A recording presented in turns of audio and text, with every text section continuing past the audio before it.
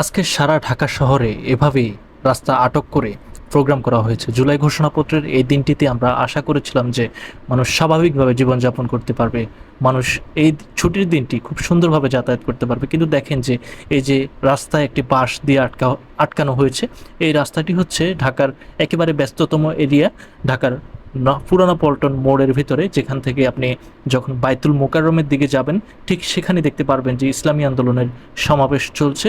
সেই সমাবেশকে কেন্দ্র করে এখানে এই বাঁশ দিয়ে রাস্তাটি ব্লক করা হয়েছে। অর্থাৎ এই জুলাই ঘোষণাকে কেন্দ্র করে যারা এই ধরনের ঘৃণিত কাজ করছেন, তারা কি ধরনের মানুষ, বা তারা সামনে যদি ক্ষমতায় আসে বা ক্ষমতায় আসতে পারে, তারা তখন কি করবে।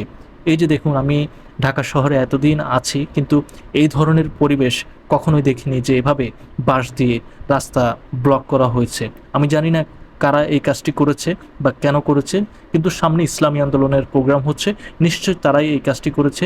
আরেকটি বেশ দেখার বিষয় ছিল যে এই যে যে ছেলেগুলোকে দেখতে পাচ্ছেন, এরা কিন্তু স্বাভাবিক বা সুস্থ মাথার ছেলে না।